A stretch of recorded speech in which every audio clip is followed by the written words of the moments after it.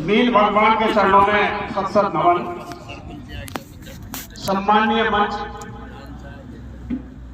परम आदरणीय अध्यक्ष साहब, इस कार्यक्रम को विशेषता प्रदान कर रहे हमारे सभी पंच पटेल महानुभाव, माता एवं बहने, युवा साथियों, मीडिया से पधारे हुए मीडिया बंधु, मुझे बेहद खुशी है कि आज हमारे हर गांव में लगभग पंचायत स्तर पर, ब्लॉक स्तर पर और ये समाज सुधार की जो पंचायतों का आयोजन हो रहा है और इन पंचायतों के प्रति जो लोगों का उत्साह देखने को मिल रहा है, निश्चित रूप से ये समाज सुधार का जो कार्यक्रम है हमारा सफल होगा। किसी भी जो अभियान चलता है उसकी सफलता एकदम से एक साथ में नहीं मिलती।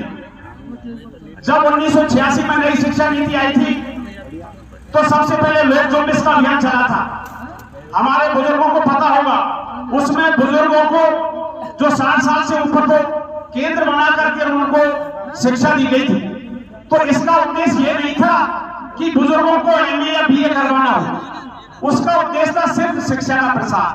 आज देखिए उस अभियान की वजह से फिर शिक्षा कर्मी योजना आई और आज देखिए आप प्रत्येक घर में बालक और बालिकाएं दोनों ही स्कूल जाते हैं और लगभग कोई ऐसा घर होगा जिसमें कोई बच्चा स्कूल से वंचित होगा।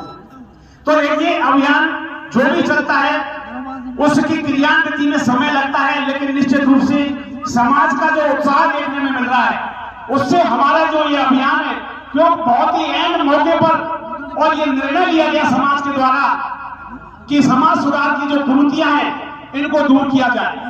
दूर करने का इनका जो मुख्य उद्देश्य है, हमें आर्थिक रूप से मजबूत करना, क्योंकि एक समय था जब राजा महाराजाओं के बच्चों को शिक्षा दी जाती थी। जब हमारा देश आजाद हुआ तो शिक्षा हमारे अधिकारों में जुड़ गई और 2009 में शिक्षा का मौलिक अधिकार आया 86वें संशोधन के तहत और बच्चों के लिए निःशुल्क एवं अनिवार्य की शिक्षा लागू कर दी गई। लेकिन आने वाले समय में अब आप देख रहे हैं लगातार स्कूल बंद होते जा रहे हैं। लगभग इस साल हमारी सरकार ने 400 स्कूलों को बंद किया है और धीरे धीरे ये सरकारी स्कूल है जो बंद हो जाएंगे और ये शिक्षा निजी हाथों में चली जाएगी। उस वक्त ये एजुकेशन इतनी महंगी हो जाएगी कि आने वाला कोई भी व्यक्ति अपने बच्चों को शिक्षा नहीं दिला पाएगा।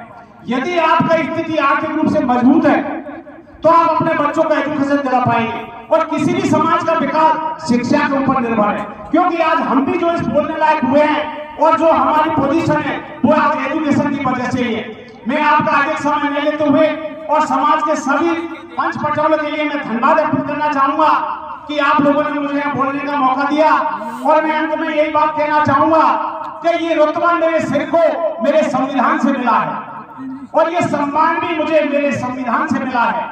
औरों को मिला है जो मुकद्दर से मिला होगा, मुझे तो ये मुकद्दर भी मेरे संविधान से मिला है। जय जोहार, जय आदिवासी।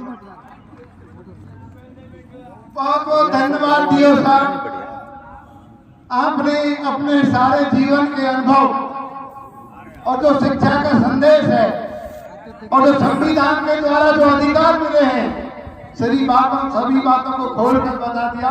आपको बहुत बहुत धन्यवाद। ऐसे वक्ता समाज में होने चाहिए जो अपनी हृदय की बात को आकर के मंच से कहें। बहुत बहुत धन्यवाद। मैं रामचरण जी पहाड़ी से निवेदन करूंगा जी को वो मंच पे आए, क्योंकि वो राष्ट्रीय आदिवासी मीणा सभा के महासचिव हैं, उनका फर्ज बनता है इस मंच में आए।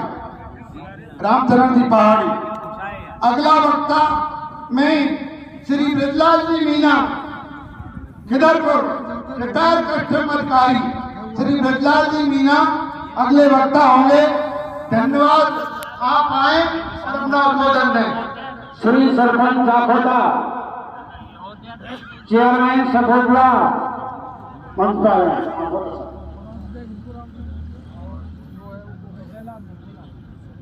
इस भगवान की पावन धरा पर श्रीमान अध्यक्ष महोदय एवं दूर दराज से पधारे हुए पंच पटेलों सबके चरणों में नमस्कार।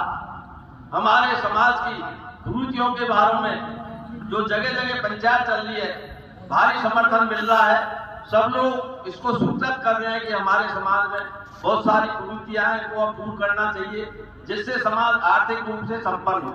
मैं 4-5 कुरीतियों के बारे में ही आप में अपना विचार व्यक्त करूंगा। पहले कुरीति कि लड़के द्वारा लड़की छोड़ने की है, तो इसके लिए और भाइयों ने विचार व्यक्त किया है कि उस पर दंड दिया जाए। दंड से कुछ नहीं होगा, उसका समाज में कोई भी भाई रिश्ता नहीं करे, ये सबसे बड़ा दंड होगा। अगर कोई जानबूझ करके लड़की को छोड़ता है तो मीणा समाज में उस बच्चे का कोई रिश्ता नहीं करेगा। ये मेरा अपना विचार है, आगे आपकी इच्छा है। दूसरा है, महिलाओं को बारात में ले जाने की आजकल प्रथा चल गई है, ये प्रथा भी बंद होनी चाहिए। जो महिलाओं को बारात में ले जाना उचित नहीं है। किसी तरह से पहले कोई भी नहीं ले जाता था कि महिलाएं अगर समझदार होती तो पहले बारात में ले जाते, ये कहते थे। तीसरा है, कुरीतियों की रोकथाम के लिए आप समाज को क्या करना चाहिए, हर गांव में कुरीति निवारण के लिए निगरानी समिति बनानी जाए।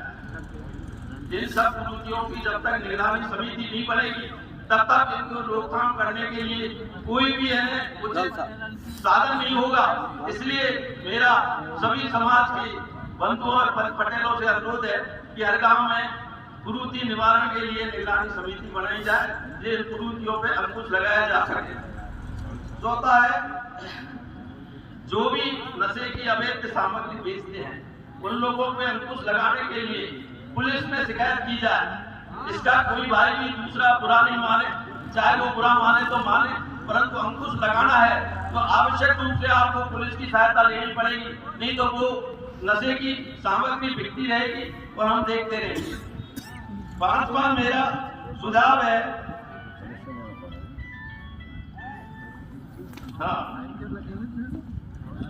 पांचवा मेरा सुझाव है जो कि हमारे समाज सुधार में नहीं लिया गया है कि हम बड़े बड़े मांडा देते हैं। लड़के की शादी में बहुत बड़े बड़े 12 गांव 20 गांव के मांडा देता है, तो इससे आर्थिक नुकसान होता है और इससे किसी को कोई फायदा नहीं हो रहा। बड़े मांडे देने से, एक दिन नाम करने से कोई फायदा नहीं है, तो इन पर भी प्रतिबंध लगाया जाए जिससे आर्थिक रूप से जो भी नुकसान हो रहा है वो उसकी बचत हो सके। धन्यवाद, आपने सुना, सबके लिए धन्यवाद। जय जवाहर, राम राम।